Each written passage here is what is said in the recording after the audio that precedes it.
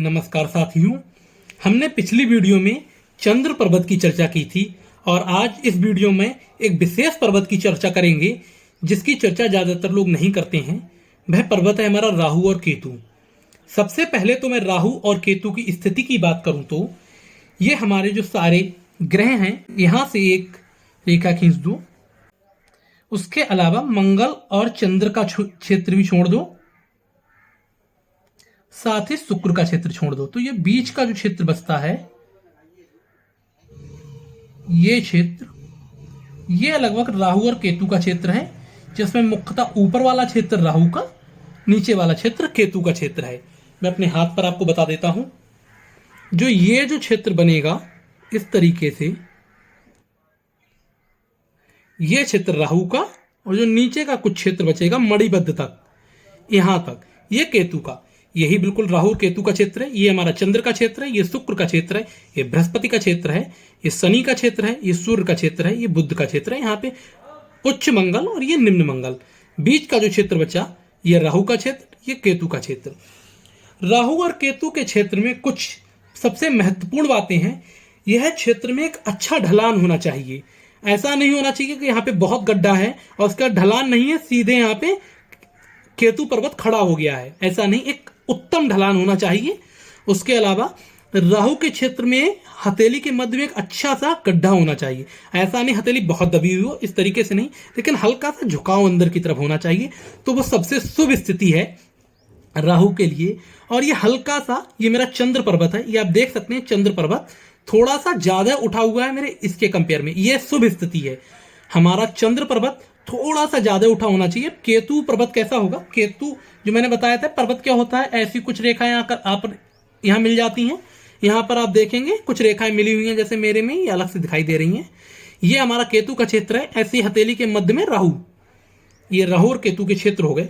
अब मैं इनकी विशेष चर्चा करूंगा। राहु और केतु हमारे जीवन को किस तरीके से प्रभावित करते हैं। तो राहु और केतु की चर्चा करते हुए आगे बढ़ता हूं।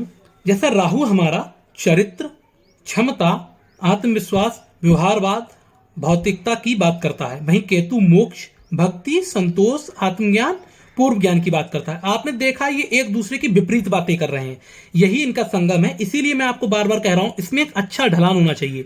अगर ये ढलान नहीं होगा तो ये एक दूसरे के विपरीत गुण दिखाते हैं, तो ये आपस में ही टकराव पैदा करेंगे। जब ये उत्तम ढलान होता है तो ये आपस में टकराव पैदा नहीं करते हैं और हमारे लिए बहुत शुभ स्थितियां बनाते हैं। अब जैसे कि मैं हमेशा से बताते आया हूं, निम्न स्थिति, विकसित और अति विकसित। सबसे पहले विकसित की बात करता हूं। अगर राहु हमारा विकसित है, विकसित मतलब हल्का सा दबा हुआ है, तो वो उसकी शुभ स्थिति है। अगर शुभ स्थिति में है तो व्यक्ति बहुत चरित्रवान होगा, व्यक्ति के अंदर धन कमाने की बहुत अच्छी क्षमता होगी और वह क्षमता पॉजिटिव होगी। निगेटिव तरीके से धन नहीं कमाएगा व्यक्ति, पॉजिटिव तरीकों से ही धन अर्जित करेगा। और सबसे बड़ी बात है, धन कमाने के तरीके नए नए इजाद करेगा, पॉजिटिव तरीके।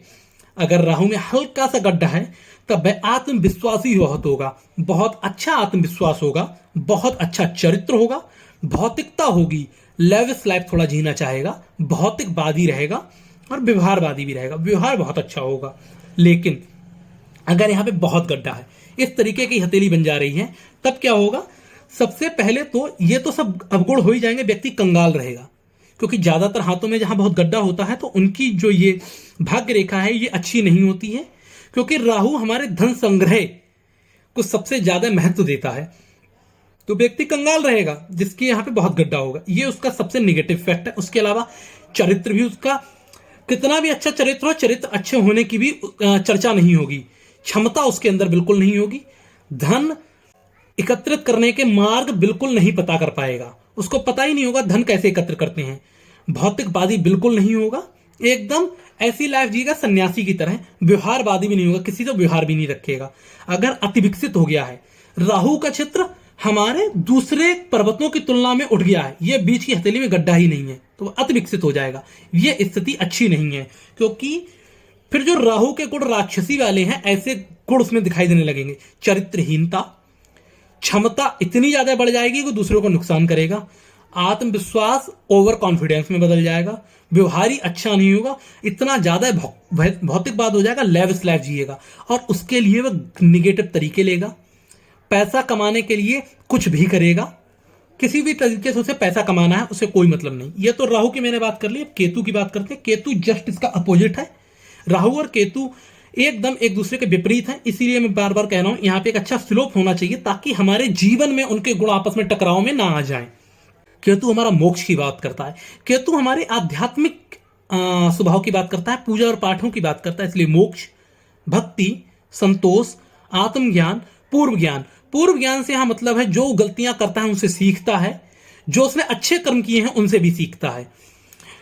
अगर केतु पर्वत पर कुछ अच्छे साइन बनेंगे, जिसकी मैं आने वाली आगामी वीडियो में चर्चा करूंगा, क्योंकि मैं साइन पर जब बात करूंगा तो उसमें खुद कई वीडियोस निकल जाएंगे, इसलिए मैं साइन की चर्चा नहीं करता हूं। तो वो हमें व्यक्ति को मोक्ष की तरफ ले जाते हैं। भक्ति भाव बहुत ही अच्छा होगा उसका, संतोषी होगा व्यक्ति, उसके अंदर संतोष होगा हर चीज। जैसे राहु क्या करता है, राहु भौतिकता की बात करता है, केतु संतोष की बात करता है। आत्मज्ञानी होगा, पूर्व ज्ञानी होगा। अगर ये निम्न है, यहां पे उठार नहीं है, दबा हुआ है, बिल्कुल एकदम गड्ढा है, तब क्या होगा, असंतोषी हो जाएगा व्यक्ति, संतोष नहीं रहेगा। और इसके अलावा की अवस्था होगी, बाल अवस्था होगी, छोटा होगा तो उसको बहुत ही कष्ट उठाने पड़ेंगे।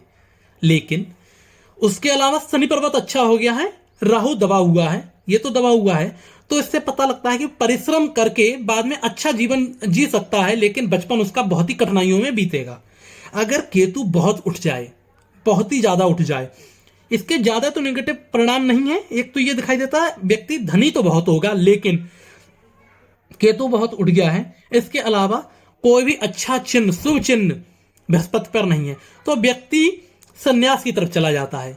एकदम उसके अंदर आत्मज्ञान बढ़ जाता है, बहुत ही ज्यादा संतोषी हो जाता है, भक्ति में इतना लीन हो जाता है, संन्यास की तरफ चला जाता है। इसमें हमारा शनि पर्वत भी थोड़ा सा सहयोग करता है, अगर किसी का शनि अच्छी स्थिति में है थोड़ा सा, क्योंकि शनि पर्वत हमारे एकांतवास की बात करता है।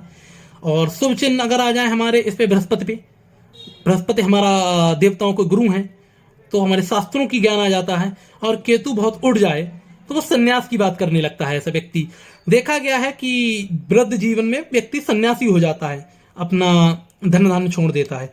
ये हमारे राहु और केतु पर्वत की चर्चा हुई। राहु अच्छा होना चाहिए, केतु भी अच्छा होना चाहिए हमारी जीवन को अच्छे से व्यतीत करने के लिए। ये हमारे ऐसे पर्वत है जिनकी ज्यादा हम चर्चा नहीं करते हैं। उसके अलावा ये भी देखा गया अगर किसी की हथेली का जो दबा हुआ क्षेत्र है वो यहां तक पहुंच जाए, शुक्र पर्वत तक पहुंच जाए, तब व्यक्ति की जो शादीशुदा जीवन होता है वह भी प्रभावित होता है, जीवन अच्छा नहीं जाता है। और सेम यहाँ पे अगर ये केतु पर्वत हमारा खिसक के शुक्र की तरफ चला जाए तो वो उसका भक्ति का थोड़ा भाव कम हो जाएगा, क्योंकि शुक्र पर्वत हमारा प्रेम का प्रतीक है, तो प्रेम की तरफ आ जाता है व्यक्ति, थोड़ा सा मतलब दूसरे जेंडर के प्रति अट्रैक्ट होने लगता है। आज मैंने राहु और केतु पर्वत की चर्चा की है। आशा करता हूं आपको ये सीरीज पसंद आ रही होगी। आप अपनी हथेली का अध्ययन करें और मुझे कमेंट सेक्शन में बताएं आपकी ये पर्वत किस स्थिति में है। और अगर कोई प्रश्न है कमेंट सेक्शन में छोड़ें, मैं उनका उत्तर देने की कोशिश करूंगा। धन्यवाद।